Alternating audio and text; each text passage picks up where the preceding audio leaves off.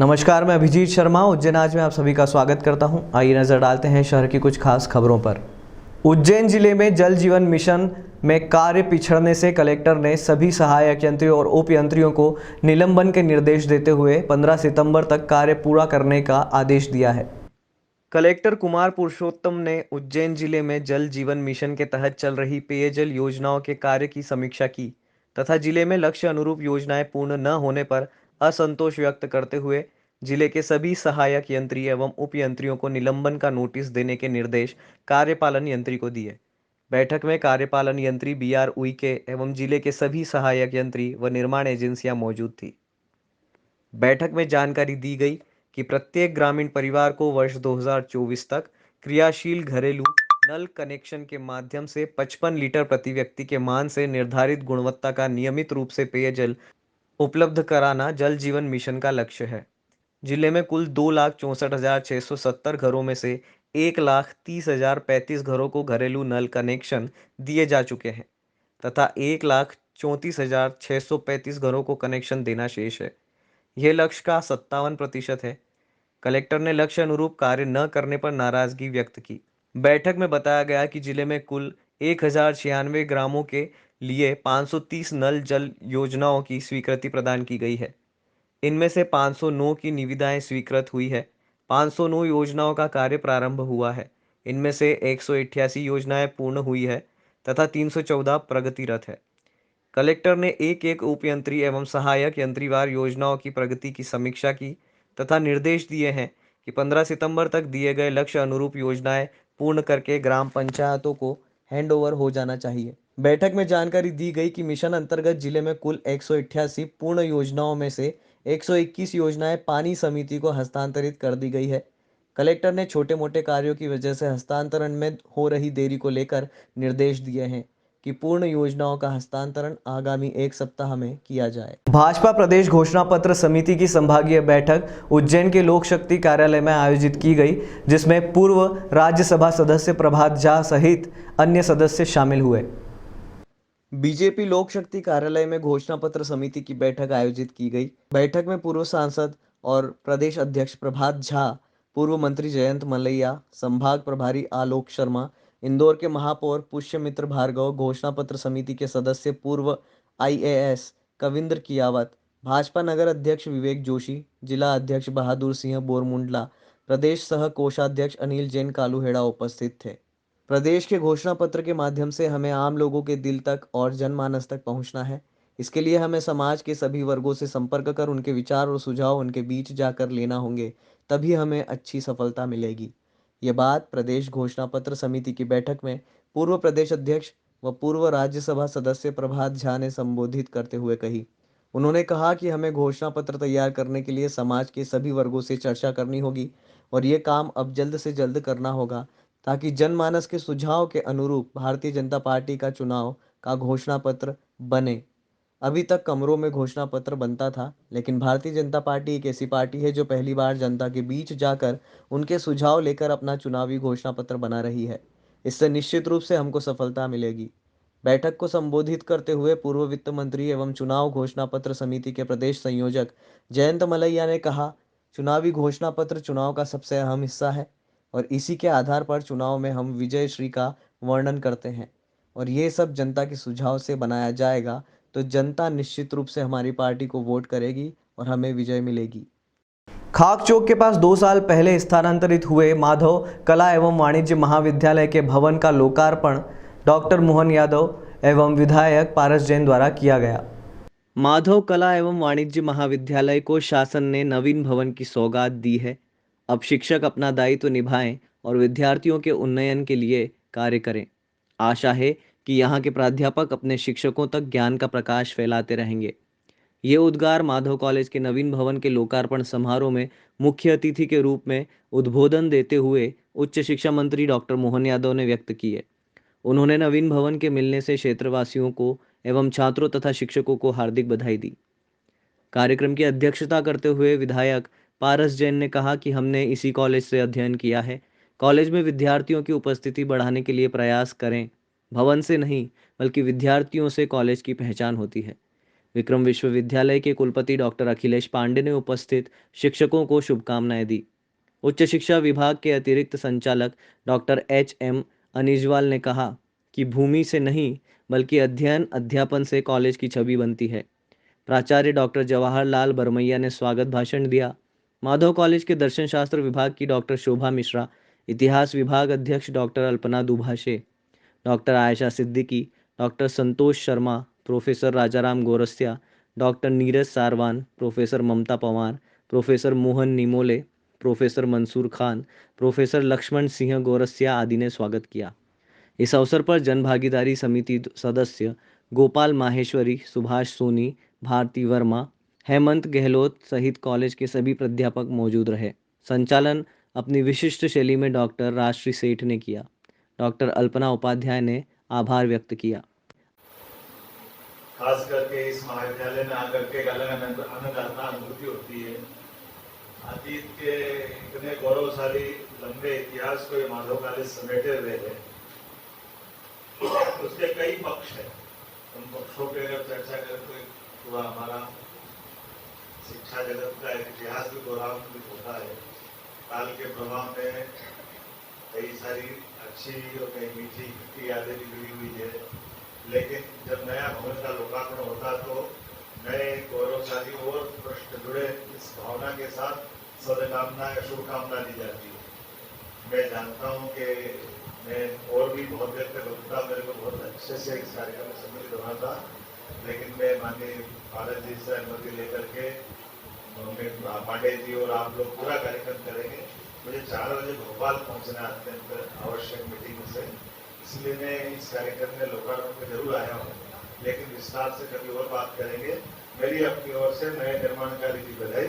आप सभी बैठे रहेंगे, कार्यक्रम भी चलता रहेगा।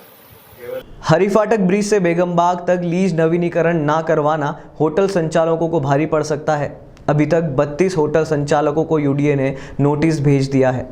सन 1984 से 85 के दौरान उज्जैन विकास प्राधिकरण ने हरिफाटक क्षेत्र में बेगमबाग से होते हुए महाकाल मार्ग तक लोगों को आवासीय भूखंड उपलब्ध कराए थे, जो लीज योजना के अंतर्गत दिए गए थे। इन भूखंडों पर आवासीय रूप से निर्माण करके निवास हेतु उपयोग किया जाना था और 30 वर्षों के बाद इस लीज का नवीनीकरण भी यूडीए के माध्यम से कराया जाना शर्तों में शामिल था। मगर महाकाल लोक बनने से पहले और महाकाल लोक बनने के बाद इस क्षेत्र को लीज धारकों द्वारा पूरा कमर्शियल रूप दिया जा चुका है। लोगों ने यूडीए की लीज की प्रॉपर्टियों को आवासीय से हटाकर कमर्शियल कर दिया है और अधिकतर में होटल संचालित की जा रही है।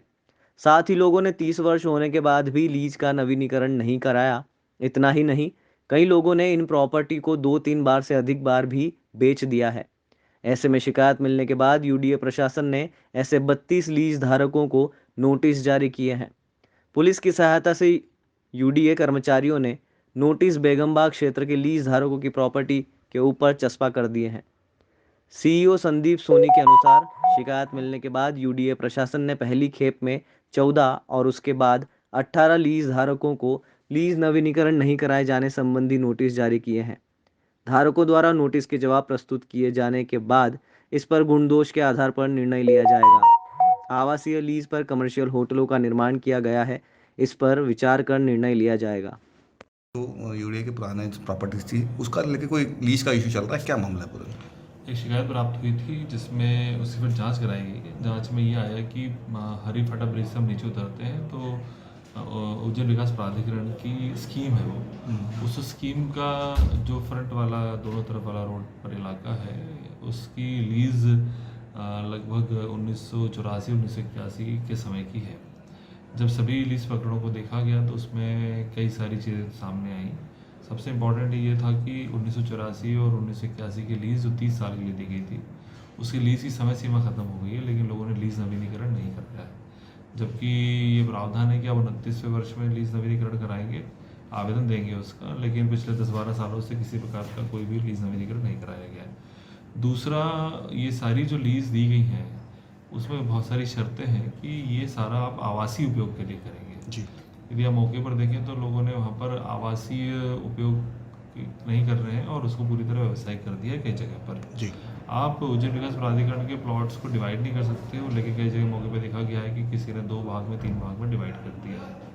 तो ऐसी कई सारी शर्तों का उल्लंघन किया गया था, इसलिए मौके पर अपनी टीम को भेजा गया, उनसे जांच रिपोर्ट ली गई।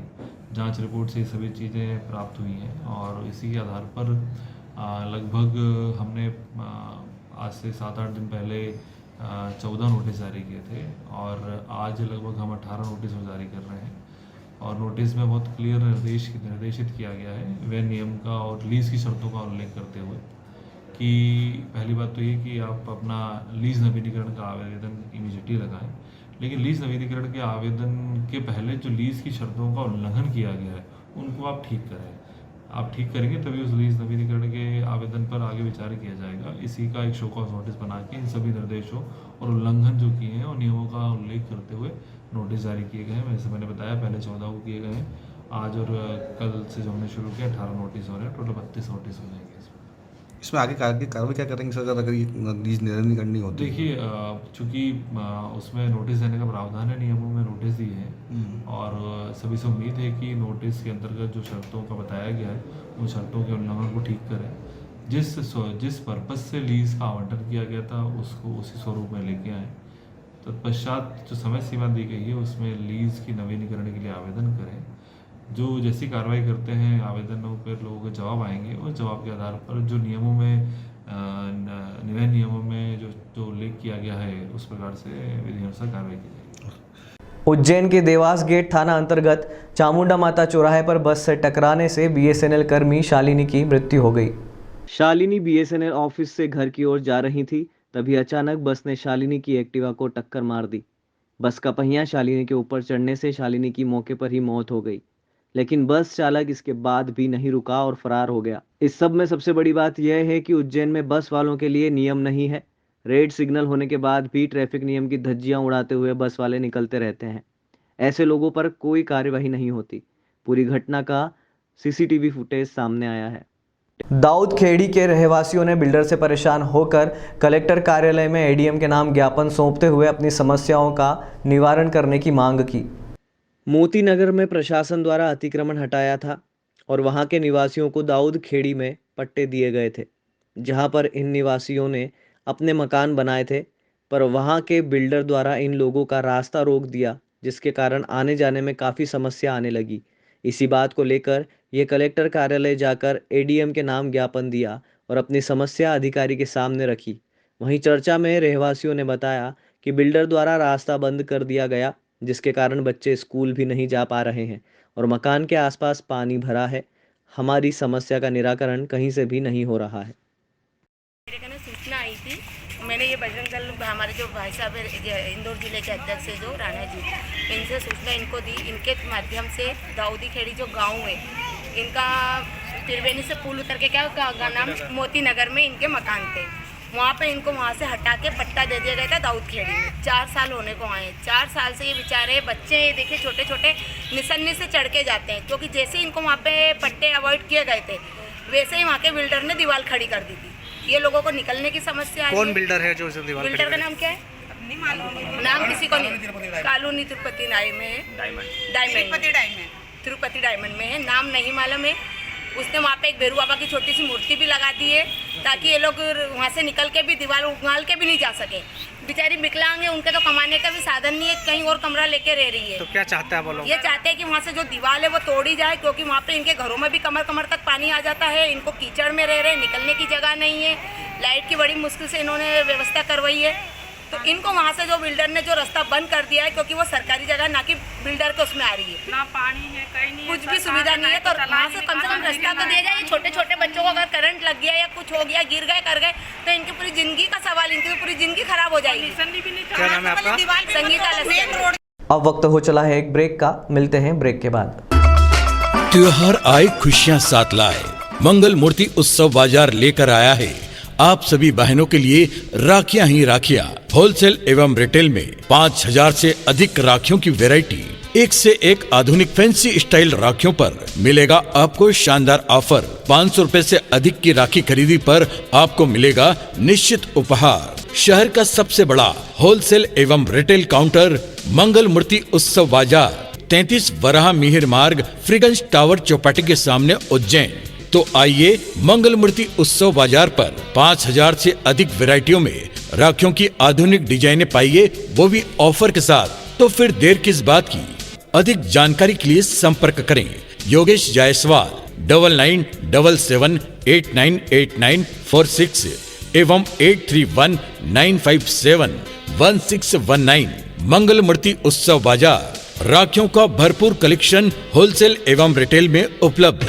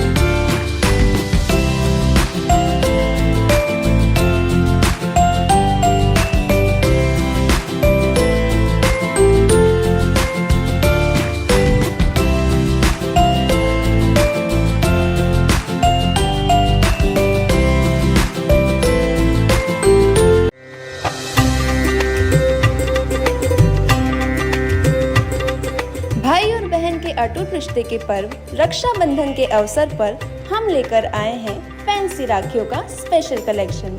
हमारे पास स्टोन राखी, चूड़ा राखी, भैया भाभी की पैर राखी, बच्चों की टेडी राखी, फोम एवं जरी राखी, भगवान के फुंदे, डोरी पत्ते वाली बच्चों की घड़ियाँ, फ्रेंडशिप बेल्ट, चंदन राखियाँ, पर्ल राखी, ब्रेसलेट राखियाँ, रामाजी पैटर्न सहित और ज्यादा वैरायटियाँ उपलब्ध हैं। रेट और क्वालिटी में मध्य प्रदेश का नंबर 1 काउंटर। सन 2002 से आपकी सेवा में उपलब्ध विश्वास का दूसरा नाम ओम गुरु कृपा राखी एवं सीजनेबल राखियों का होलसेल और रिटेल शोरूम। हमारा पता है 8 बड़ा Teliwada, Mohan talkies road, Kalidas school के पास, उज्जैन। इस पर्व राखियां ले जाइए और अपने बंधन को और अटूट बनाइए। रक्षाबंधन पर्व की हार्दिक शुभकामनाएं। मध्य प्रदेश में इतनी वैरायटी कहीं भी एक ही काउंटर पर बताने पर 10,000 का नगद इनाम। एक बार अवश्य पधारें। ओमकारेश्वर से चली नर्मदेश्वर शिवलिंग प्रतिष्ठा यात्रा उज्जैन पहुंची। 600 किलो वजनी यह शिवलिंग अयोध्या में राम मंदिर परिसर में स्थापित किया जाएगा। मध्य प्रदेश के ओमकारेश्वर से यात्रा के रूप में चला 600 किलो वजनी शिवलिंग यूपी के अयोध्या में बनने जा रहे राम मंदिर में स्थापित किया जाएगा। शनिवार को यात्रा उज्जैन पहुंची। यहां पर शिवलिंग का पूजन अभिषेक कर यात्रा का भव्य स्वागत किया गया। यात्रा 5 दिन में 1000 से भी ज्यादा किलोमीटर का सफर तय कर 23 अगस्त को राम जन्मभूमि अयोध्या पहुंचेगी, जिसके बाद राम जन्मभूमि न्यास को यह शिवलिंग सौंप दिया जाएगा। शुक्रवार को ओमकारेश्वर में सुबह 8 बजे श्री श्री 1008 अवधूत नर्मदानंद बाप जी ने शिवलिंग का वैदिक मंत्रोच्चार के बीच दूध, दही और जल से अभिषेक कर यात्रा प्रारंभ की थी। यात्रा इंदौर होते हुए उज्जैन पहुंची। उज्जैन में रात 2 बजे माधव सेवा न्यास पहुंची और शनिवार सुबह फिर अयोध्या के लिए निकली। यहाँ भी कई संतों और पुजारियों ने शिवलिंग का पूजन अभिषेक किया। इसके बाद यात्रा बैंड और ढोल के साथ रवाना हुई। इस दौरान कई भक्त यात्रा में नाचते हुए नजर आए। माना जा रहा है कि रामलला के दर्शन के साथ ही श्रद्धालु 4 फीट ऊंचे और 600 किलो वजनी स्वयंभू शिवलिंग के दर्शन करके पुण्य लाभ प्राप्त करेंगे। मुख्य मंदिर के समीप विराजित होंगे नर्मदेश्वर महादेव। अवधूत नर्मदानंद बाप जी ने बताया कि अयोध्या में भव्य राम मंदिर बनेगा। राम मंदिर के विग्रह के चारों ओर बन रहे करीब 14 फीट चौड़े परकोटे के 6 मंदिरों में से एक मंदिर में मध्य प्रदेश के ओमकारेश्वर क्षेत्र के 4 फीट ऊंचे पूर्णतः प्राकृतिक नर्मदेश्वर महादेव स्थापित होंगे। यात्रा का इंदौर और उज्जैन में भव्य स्वागत किया गया। जी बताएं, कहाँ से वो शिवलिंग आया है, कहाँ तक जाएगा? जय श्री महाकाल, जय माँ भारती। ये भारत माता की गोद में हम लोग खड़े हैं। ये नर्मदेश्वर भगवान है और नर्मदेश्वर भगवान अवधेश्वर बने, ऐसी भावना लेकर के हम सब लोग अयोध्या, श्री धाम अयोध्या में भगवान रामलला का हम 500 वर्ष से जो प्रतीक्षा कर रहे थे और राम मंदिर बनने जा रहा है। उन राम मंदिर के अंदर एक भगवान शंकर का भी एक देवालय रहेगा। वो भगवान अवधेश्वर इस रथ में विराजमान होकर के अयोध्या पहुंच रहे हैं। संपूर्ण भारतवर्ष में भाईचारा हो, संस्कृति हो, वसुदेव कुटुंब की भावना हो, ऐसा भाव लेकर के जब यात्रा छोटे रूप में निकली थी, लेकिन धीरे धीरे कल इंदौर के बाद तो ये स्थिति हो गई कि रात्रि में हम लोग यहाँ 4 बजे पहुँचे। हम लोग पहुँचने वाले थे शाम को सायंकाल 6 बजे उज्जैन, लेकिन रात्रि में 2 बजे पहुँचे। इतना भक्तों का प्रेम और उत्साह देखा। जिस प्रकार से भगवान श्री कृष्ण गोकुल छोड़ करके मथुरा जा रहे थे और भक्तों ने भाव और भक्ति के साथ में उन लोगों का स्वागत किया, वैसे ही भगवान शंकर का सभी भक्तों ने स्वागत किया। और राष्ट्र के अंदर प्रेम, सद्भावना और एकात्म दर्शन सब जन जन तक शंकराचार्य का पहुंचे, ऐसे भाव लेकर के भगवान शंकराचार्य की पावन भूमि, दीक्षा भूमि ओंकारेश्वर से निकला हुआ ये ज्योतिर्लिंग स्वरूप शिवलिंग अयोध्या में प्रतिष्ठित हो। जय हिंद, वंदे मातरम। उच्च शिक्षा मंत्री डॉक्टर मोहन यादव और विधायक पारस जैन ने मुख्यमंत्री जन सेवा मित्रों को नियुक्ति पत्र वितरित किए। सामाजिक विज्ञान शोध संस्थान में आयोजित कार्यक्रम में उच्च शिक्षा मंत्री मोहन यादव और विधायक पारस जैन ने अटल बिहारी वाजपेयी सुशासन एवं नीति विश्लेषण संस्थान द्वारा संचालित मुख्यमंत्री youth internship for professional development program के तहत मुख्यमंत्री जनसेवा मित्रों को 6 माह की निश्चित अवधि के लिए नियुक्ति पत्र वितरित किए। इस अवसर पर माधव विज्ञान महाविद्यालय के प्राचार्य डॉक्टर अर्पण भारद्वाज, सुश्री युक्ति बिसारिया एवं उज्जैन जिले के समस्त ब्लॉकों के जनसेवा मित्र उपस्थित थे। इस अवसर पर जनसेवा मित्रों से कहा कि कॉलेज में प्रवेश लेने से ही काम के रास्ते खुल रहे हैं। चयनित जनसेवा मित्रों को बधाई देते हुए कहा कि शासन की योजनाओं का क्रियान्वयन करवाने में शासन की मदद करें और पात्र हितग्राहियों को लाभ दिलाने में मदद करें। उच्च शिक्षा मंत्री डॉक्टर मोहन यादव ने जनसेवा मित्रों से कहा कि वे शासन की योजनाओं के बारे में बारीकी से जानकारी प्राप्त कर अंतिम व्यक्ति तक शासन की योजनाओं का लाभ मिले, ये प्रयास किया जाए। शासन की मंशा है कि हर हाथ को काम मिले। इसी कड़ी में बेरोजगार युवाओं को शासन की योजनाओं के लाभ दिलाने के लिए मुख्यमंत्री जनसेवा मित्र बनाए गए हैं और बनाए जा रहे हैं। उच्च शिक्षा मंत्री डॉक्टर यादव ने जनसेवा मित्रों को उज्जैन में विक्रम उद्योगपुरी में अमूल फैक्ट्री आदि फैक्ट्रियों की तथा नागझीरी एवं इंदौर रोड स्थित फैक्ट्री के बारे में जानकारी दी और कहा कि ज़रूरतमंद लोगों को इनमें रोजगार दिलाने में मदद की जाएगी। समय बचता है, दूसरा समय उपयोग करना है। हमारे पास में जो चलने वाली शासन की योजना है, उन योजनाओं का नीचे तक क्रियान्वयन हो, जो लाभार्थी हो सकते हैं, जिनको लाभ मिलना चाहिए, उन तक हमारी बात पहुंचे और उनके जीवन में बदलाव आए। हमारा उद्देश्य यही है ना इस पूरी योजना का। क्यों मैडम? अब शासन की योजना के साथ कुछ उपक्रम चालू हो रहे हैं शासन के। उन उपक्रमों को अंदर हम विजिट कराने भेज सकते हैं क्या? जैसे उदाहरण के लिए सोयाबीन प्लांट में अब नया हमारा 4000 क्षमता का महिलाओं का कारखाना चालू हुआ, तो हम अपने क्षेत्र के अंदर जो जिस ब्लॉक के लोग हैं, खास करके नगर क्षेत्र के, अपने ग्रामीण तराना के या दूर वालों को थोड़ी सी दिक्कत रहेगी, जिनको रोजगार चाहिए, तो हम अपन वहां से लोगों को प्रमोट करके यहाँ ला करके दिखाएं। विधायक पारस जैन ने भी अपने विचार व्यक्त करते हुए जनसेवा मित्रों से कहा कि सरकार एक के बाद एक नित नई योजनाएं लागू कर अंतिम व्यक्ति तक लाभ पहुंचाने के उद्देश्य से जनसेवा मित्रों को जोड़ रहा है। ये योजना 2 जुलाई से प्रारंभ हुई है।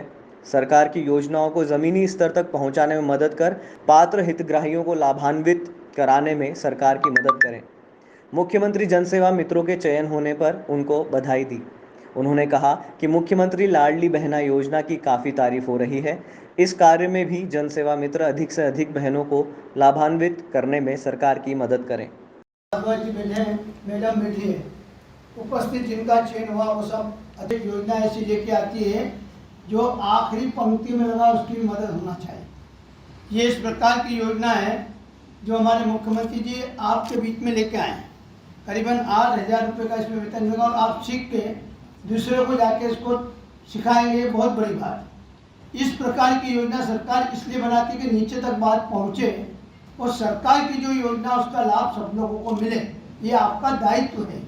और मुझे लगता है कि अभी आपके जो 15 युवाओं की नियुक्ति 15 ये है, इनमें 180 लोगों को भाग हो रहा है। और ये बात भी सही है कि यह योजना जो है 2 जुलाई से शुरू हुई थी और 10 जुलाई तक इसकी तारीख आखिरी थी शायद। मैं कहता हूँ कि योजना को सरकार फिर आगे बढ़ाए। सरकार योजनाएं बहुत सारी बनाती है, लेकिन वो सरकार की योजनाएं नीचे तक पहुँचना आज के ज़माने में ये बहुत बड़ी बात है। नगर और ग्राम निवेश विभाग के सॉफ्टवेयर की समस्या के चलते कई नक्शे पास नहीं हो पा रहे हैं, जिससे शहर के कई प्रोजेक्ट रुके हुए हैं। शहरी और ग्रामीण क्षेत्रों में आवासीय और कमर्शियल निर्माण कार्यों की परमिशन के लिए नगर और ग्राम निवेशन यानी टीएससी विभाग से नक्शे पास कर परमिशन लेना होती है। उज्जैन का मास्टर प्लान 2035 लागू होने और विवाद में पड़ने के बाद से टीएनसी द्वारा उज्जैन के कई प्रोजेक्ट को परमिशन नहीं मिल पा रही है। इसका कारण बताया जा रहा है कि टीएनसी का सॉफ्टवेयर अपडेट नहीं हो पाया है। इसके चलते सरकारी डेवलपमेंट और निर्माण करने वाली एजेंसियों और प्राइवेट बिल्डर कॉलोनाइजर को भी नए प्रोजेक्ट्स के लिए नक्शे पास करने में दिक्कत आ रही है और करोड़ों रुपए मूल्य के प्रोजेक्ट रुके पड़े हुए हैं। मध्य प्रदेश हाउसिंग बोर्ड के कार्यपालन यंत्री निर्मल कुमार गुप्ता के अनुसार सॉफ्टवेयर की समस्या के कारण टीएनसी द्वारा विभाग की आवासीय और कमर्शियल योजनाओं को परमिशन नहीं मिल पाई है। इस कारण से प्रोजेक्ट डिले हो रहे हैं। टीएनसी से अप्रूवल नहीं मिलने के कारण हाउसिंग के कितने प्रोजेक्ट रुके हुए हैं और क्या दिक्कतें आ रही हैं इसके कारण? हाउसिंग बोर्ड का एक प्रोजेक्ट परिसर में हाई राइज बिल्डिंग का है जी। मास्टर प्लान अपडेट होने के बाद में उनका सॉफ्टवेयर अपडेट नहीं हो पाया है जी। इसके कारण अभी टीएनसीपी की एनओसी रुकी हुई है। कब से रुकी हुई सर ये, और क्या प्राइवेट वालों की भी कॉलोनी की रुकी हुई सब? प्राइवेट कॉलोनी का तो मुझे इतना आइडिया नहीं है, लेकिन हाउसिंग बोर्ड की ये लगभग 2 महीने से रुकी हुई है। निगम आयुक्त द्वारा टाटा के सीवरेज नेटवर्क कार्यों का निरीक्षण किया गया। गौघाट क्षेत्र में टाटा प्रोजेक्ट द्वारा 250 मीटर की मेन लाइन डालने का कार्य किया जाना शेष है। इस हेतु टनल बोरिंग मशीन के माध्यम से उक्त कार्य किया जाएगा। टाटा द्वारा उक्त मशीन की उपलब्धता में देरी की वजह से शहर में टाटा द्वारा जो कार्य किए जा रहे हैं वे प्रोजेक्ट पिछड़ रहे हैं। इस हेतु नगर निगम आयुक्त रोशन कुमार सिंह द्वारा शनिवार को टाटा के नेटवर्क कार्यों के निरीक्षण के दौरान टाटा पर जुर्माने की कार्यवाही किए जाने हेतु निर्देशन किया गया। साथ ही समय सीमा भी तय की गई कि उक्त समय अवधि में कार्य पूर्ण हो जाना चाहिए, अन्यथा कड़ी कार्यवाही के लिए तैयार रहें।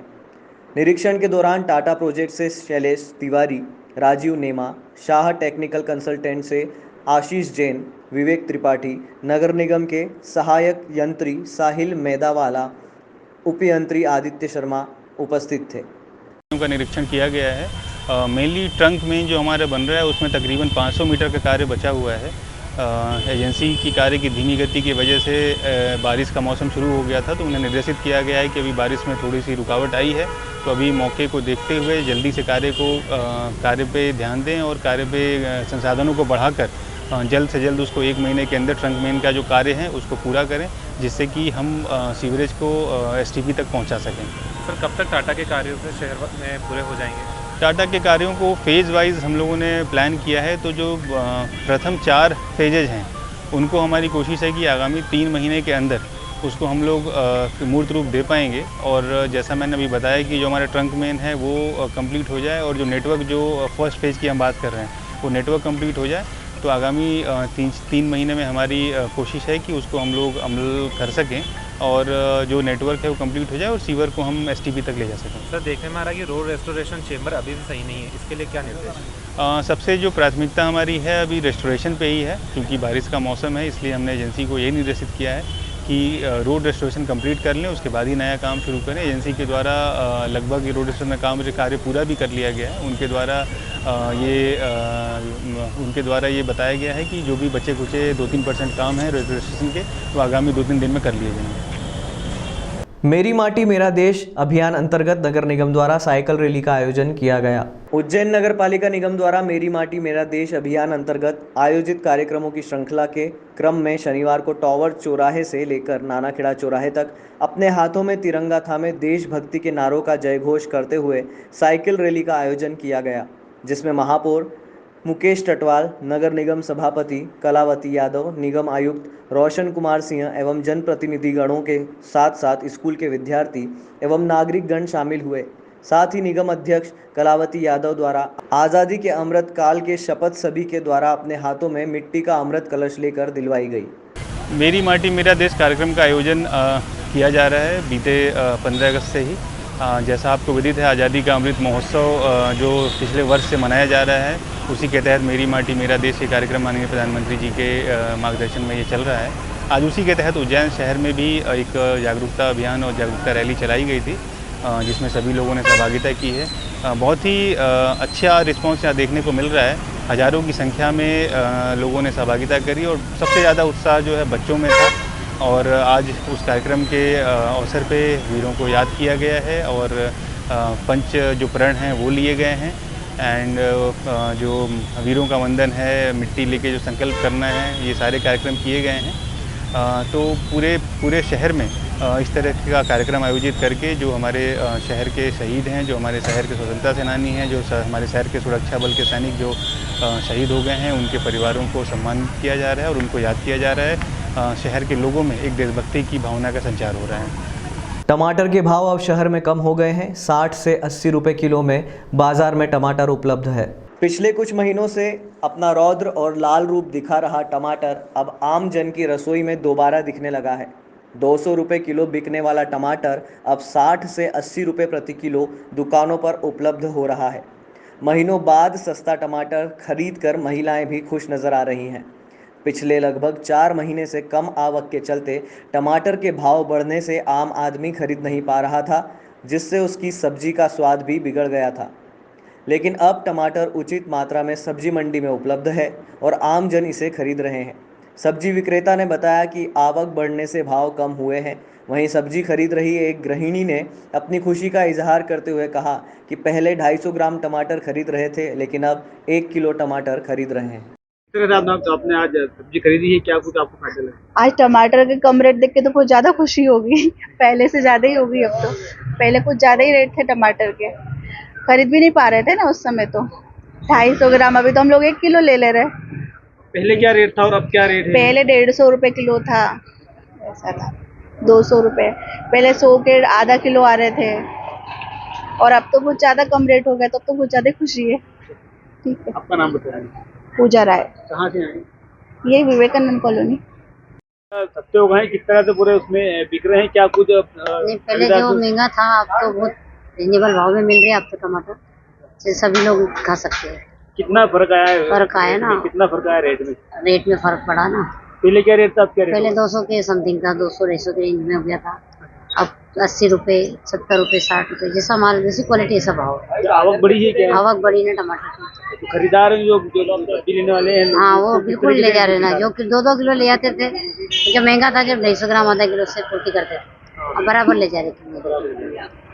आगे और भी उम्मीद है क्या? हाँ, होने की है संभावना, होने का ही। अब तो लोकल माल आ जाएगा तो संभावना है बराबर। आपका नाम बताइए। सरोज मुख्य संदेरिया। टमाटर में जो है क्या भाव में जो कमी आई है, किस तरह से कमी आई है, क्या आवक बढ़ी है और अभी वर्तमान स्थिति में क्या रेट है? अभी आवक बढ़ गई है बाहर से, तो अभी थोक में 50 रुपये अच्छा टमाटर, 50 रुपये किलो, मतलब समथिंग। एक कैरेट में 20 से 25 किलो आता है, 1000-1200 रुपये कैरेट बिक रहा है। कितना कुछ फर्क आया? पहले क्या कुछ रेट बिक रहा था? पहले 3-3.5 हज़ार रुपये कैरेट था, अब फसल आने लग गई है और 1 महीने बाद डाउन हो जाएगा।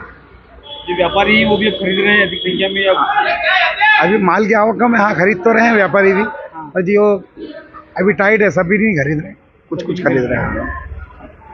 आपका नाम बताइए। उमेश चौहान। क्या है यहाँ पे? यहाँ पे कमीशन एजेंट का काम है, मेरा दलाली का। के भाव सस्ते हुए, क्या कुछ अभी भाव में मिल रहा है? कितने दिन में सस्ते में भाव? ये 1.5 महीना मतलब महंगा ही रहा, 1.5 महीने के बाद सस्ता हुआ है।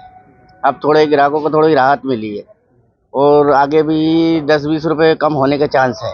अभी क्या भाव मिल रहा है? अभी 60 रुपए किलो है, 60-80 बिक रहा है और उसके बाद में 40 रुपए किलो तक की रेंज हो जाएगी राखी तक। क्या कारण है एकदम महंगा हुआ था? और अब महंगा इसलिए हुआ है कि बाहर से जो टमाटर आता है, वहाँ पर बाढ़ आ गई थी तो टमाटर खराब हो गया। कहाँ पर से आया? ये महाराष्ट्र और गुजरात से आ रहा था अभी। अच्छा। अब ये बाहर दूसरी जगह से टमाटर आ रहा है तो अब थोड़ी राहत है। आवक बढ़ी है क्या? हाँ, आवक बढ़ गई ना। आवक बढ़ेगी तो अपने आप रेट कम होंगे। आवक कम रहती है तो रेट बढ़ते ही है। भाव जब बढ़े थे तो जो है ग्राहक कितना खरीद रहा था और अब कितना खरीद रहा है? पहले 250 ग्राम आधा किलो खरीदता था, अब 1 किलो खरीद रहा है। 1 किलो आधा किलो, 250 ग्राम ले ही नहीं जा रहा। जब कम रेट में मिल रहा तो फिर 250 ग्राम ले जा क्या करेगा? आने वाले दिनों में और कम होने की? हाँ, आने वाले समय में 40 रुपए किलो तक की रेंज है। अभी टमाटर कहाँ से आएंगे? अभी ये नेपाल से आ रहा है। आपका नाम बताइए। अखिलेश पवार। सर्वधर्म कौमी एकता समिति द्वारा स्वतंत्रता दिवस के उपलक्ष्य पर मेरी जान तिरंगा है कार्यक्रम आयोजित किया गया था, जिसमें कालिदास संकुल हॉल देशभक्ति गीतों से गूंज उठा। स्वतंत्रता दिवस के उपलक्ष्य में सर्वधर्म कौमी एकता समिति उज्जैन द्वारा आयोजित रंगारंग कार्यक्रम में मेरी जान तिरंगा है कार्यक्रम कालिदास के संकुल हॉल में आयोजित किया गया। समिति संरक्षक फहीम सिकंदर ने बताया कि हर साल की तरह इस साल भी मेरी जान तिरंगा है कार्यक्रम आयोजित हुआ, जिसमें देश पर कुर्बान होने वाले वीर सपूत और वीर योद्धाओं को याद किया गया और उनकी शान में कई देशभक्ति के गीत गाए गए। साथ ही गॉड गिफ्ट कॉन्वेंट स्कूल के बच्चों की रंगारंग प्रस्तुति से पूरा सदन देशभक्ति के माहौल में डूब गया। प्रसिद्ध गायक महेश मोयल ने प्रीत जहां की रीत सदा के गीत से हॉल में बैकडोर एंट्री लेकर सभी को मंत्रमुग्ध कर दिया। उसके बाद एक से बढ़कर एक प्रस्तुति हुई। साथ ही ज्वलंत शर्मा, अमित शर्मा, अनामिका शर्मा, अनुभूति, राहुल गामी की जुगलबंदी ने पूरा महोत्सव आज़ादी की मस्ती में बदल दिया। मुख्य अतिथि के रूप में पधारे पुलिस अधीक्षक सचिन शर्मा ने कार्यक्रम की जमकर प्रशंसा की और सभी को कानून व्यवस्था बनाने में और अपने राष्ट्र के प्रति वफादार रहने के संकल्प के साथ अपने विचार व्यक्त किए। इस मौके पर शहर कांग्रेस अध्यक्ष रवि भदौरिया, स्वामी मुस्कुराके, विक्की यादव, सुनील मरमट, रफ़ीक कुरैशी, सरफराज कुरैशी, नईम खान, शकील पटवारी, जाहिद नूर, राशिद खान, राजेंद्र नागर, शफीक खान, कैटकॉम, सरफराज खान, सैयद उस्मान हसन, शमसू काजी, इकबाल उस्मानी, समीर खान, अनुभव प्रधान, डॉक्टर जिया राणा, हामिद गोहर, कादर भाई फारूक बेग, श्रीमती इरफाना बेग, फिरोज भारती, हासिम खान सहित कई लोग सम्मिलित हुए। कार्यक्रम के अवसर पर समिति के अध्यक्ष समीर उल हक, उपाध्यक्ष इरफान राइन, शाहिद सिद्दीकी, कर्नल साहब, भूरू अंसारी, इरफान उल्लाह, अनीस सुल्तान अहमद, अरशद सिद्दीकी, इमरान अंसारी, सोनू सुल्तान, अल्फेज सिकंदर ने सभी का साफा बांधकर सम्मान किया। स्वागत संचालन समीर उल हक ने किया। आभार कर्नल साहब अंसारी ने माना। बताएं किस प्रकार का आयोजन चल रहा है? सर्वधर्म कौमी एकता की जानिब से आज यहाँ पर स्वतंत्रता दिवस के 77वें मौके पर एक रंगारंग कार्यक्रम आयोजित किया गया है। मेरी जान तिरंगा है, जिसमें शहर के मशहूर गायक महेश मोयल, ज्वलंत शर्मा, अमित शर्मा ग्रुप अपनी प्रस्तुति दे रहे हैं और गॉड गिफ्ट कॉन्वेंट स्कूल के बच्चे भी यहाँ पर प्रस्तुति देंगे। किस प्रकार का आयोजन है? स्वतंत्रता दिवस के मौके पर आयोजन है। देशभक्ति के गीत आयोजित किए जाएंगे, कुछ परफॉर्मेंस भी बच्चे यहाँ पर करेंगे और ये कार्यक्रम कई सालों से करते आ रहे हैं। यहाँ पर पहली बार संकुल में कर रहे हैं, इससे पहले हम छत्तीस चौक वगैरह में ओपन में करते थे। आपका नाम? मैं समिति का अध्यक्ष समीर उल हक। जैसा कि सभी जानते हैं कि 15 अगस्त सन 1947 को आज़ाद हुआ था और इस आज़ादी का जश्न मनाने के लिए हमेशा हम ये स्वतंत्रता दिवस मनाते हैं और स्वतंत्रता दिवस के उपलक्ष्य में हम सब धर्म कौमी एकता समिति की ओर से हम हर साल मेरी जान तिरंगा है करके एक रंगारंग कार्यक्रम करते हैं और इसी संदर्भ में आज कालिदास अकादमी के संकुल हॉल में आज रंगारंग प्रोग्राम रखा गया, जिसमें देशभक्ति पर आधारित कई बच्चों ने डांस किए। जो गॉड गिफ्ट कॉन्वेंट स्कूल के बच्चे थे उन्होंने डांस किया और हमारे हिंदुस्तान की जो धरोहर है, हमारे उज्जैन की जो धरोहर है, जो हमारे हिंदुस्तान के अंदर कई जगह देशभक्ति से लगा करके कई गाने गाने वाले सारेगामा फेम और इंडियन आइडल फेम तमाम जगह अपनी आवाज़ के जादूगरी से हमारे हिंदुस्तान के अंदर हमारे उज्जैन का नाम गुणगान करने वाले महेश मोयल, ज्वलंत शर्मा, अमित शर्मा, अनामिका शर्मा, राहुल गामी, तमाम लोगों की विशेष प्रस्तुति के बीच में यह आयोजन किया गया और उन महान योद्धाओं को याद किया गया आज, जिसकी वजह से हम इस आज़ादी के अंदर सांस ले रहे हैं, जिन्होंने इस हिंदुस्तान को आज़ाद किया। आज हम उन्हीं को याद करके और ये जश्न मना रहे हैं। त्योहारों को देखते हुए राजस्थान का सबसे बड़ा फैशन मार्ट 80% डिस्काउंट के साथ उज्जैन में 2 दिन के लिए लगाया जा रहा है। राजस्थान का सबसे बड़ा India fashion mart readymade garment का होलसेल डिपो बंद होने के कारण सभी गारमेंट्स कम दामों में बेचे जा रहे हैं। अब मध्य प्रदेश के बड़े बड़े शहरों में कंपनी के ब्रांडेड और डायरेक्ट रिटेल ग्राहकों को फ्लैट 80% डिस्काउंट के साथ दिए जा रहे हैं। शहर की पहली 80% डिस्काउंट वाली सेल उज्जैन के सबसे बड़ी सेल है, जो 7000 स्क्वायर फीट में फैली है। इंदौर रोड स्थित होटल मित्तल में यह डिस्काउंट सेल आयोजित की जा रही है। यह स्टॉक क्लियरेंस सेल मात्र 2 दिन 18 और 19 अगस्त यानी शनिवार एवं रविवार, जिसका समय सुबह 10 से रात्रि 9 बजे तक रहेगा। सेल के आयोजनकर्ता ने बताया कि चाहे कोई गारमेंट 1499 MRP वाला हो या फिर 649 MRP से लेकर 1949 MRP तक वाला हो, सभी गारमेंट के 2 रेट फिक्स किए गए हैं, जिसमें बच्चों के गारमेंट सिर्फ 130 रुपये, लेडीज़ व जेंट्स के गारमेंट सिर्फ 200 और 250 रुपये। लेडीज़, जेंट्स व बच्चों के सभी साइज़ों में हर प्रकार के गारमेंट्स इस सेल में उपलब्ध हैं। तो चले आप हैं और क्या खास आप दे रहे हैं सेल में? ये राजस्थान से आए हैं और बहुत बड़ी सेल लेके आए हैं। इसमें त्योहारों को मद्देनजर रखते हुए बहुत ब्रांडेड कपड़े हैं, बहुत अच्छे अच्छे किड्स में बच्चों के हैं, जेंट्स के हैं, लेडीज़ के हैं, बहुत सारी वैरायटी और बहुत जेन्युइन दामों पे हैं। इसमें हमने 3 रेट रखे हैं, 130, 200 और 250। जी, और क्या डिस्काउंट दे रहे हैं आप इसमें? हम 80% डिस्काउंट दे रहे हैं सर। बहुत अच्छा ऑफर है लोगों के लिए, आप सब पधारिए, एक बार सेवा का मौका बचे। कहाँ लगी है सेल लगी है होटल मित्तल एवेन्यू में, राना खेड़ा रोड। एक बार आए और सेवा का मौका अवश्य दें। आपका नाम बताएं। मेरा नाम सुवंशी। आज के अंक में फ़िलहाल इतना ही। अगले अंक में फिर मुलाकात होगी, तब तक के लिए नमस्कार।